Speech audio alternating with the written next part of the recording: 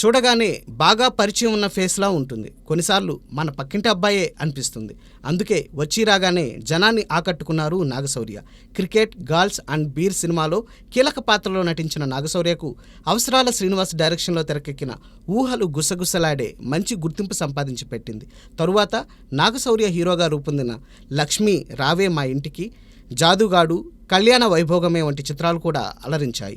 ఆపై అవసరాల శ్రీనివాస్ దర్శకత్వంలోనే రూపొందిన జియో అచ్యుతానంద నాగశౌర్యకు మంచి పేరు సంపాదించి పెట్టింది. తరువాత నాగశౌర్య హీరోగా ఆయన కన్నవారు ఉషా ముల్పూరి నిర్మించిన చలో జనాన్ని భలేగా ఆకట్టుకుంది. దాంతో యంగ్ హీరోస్లో నాగశౌర్యకు ఓ ప్రత్యేక స్థానం లభించింది. సొంత బ్యానర్లో నాగశౌర్య నటించిన నర్తనశాల, అశ్వత్థామ, కృష్ణ వృంద విహారి చిత్రాలలో వైవిధ్యమైన పాత్రలు పోషించారు. లక్ష్య సినిమా కోసం నాగశౌర్య చేసిన శ్రమ అంతా ఇంతా కాదు. బాడీని ఉక్కు కడ్డీలా మార్చుకుని మరీ నటించారు. కానీ ఆశించిన ఫలితం దక్కలేదు. వరుడు కావలెను, రంగబలి వంటి చిత్రాలలో యూత్ను ఆకట్టుకునే ప్రయత్నం చేశారు నాగశౌర్య.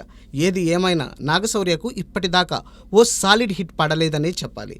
కణం అనే ద్విభాషా చిత్రంతో పాటు మరో 20కి పైగా సినిమాల్లో కనిపించిన నాగశౌర్య ప్రస్తుతం ఓ 3 చిత్రాలతో జనాన్ని పలకరించే ప్రయత్నంలో ఉన్నారు.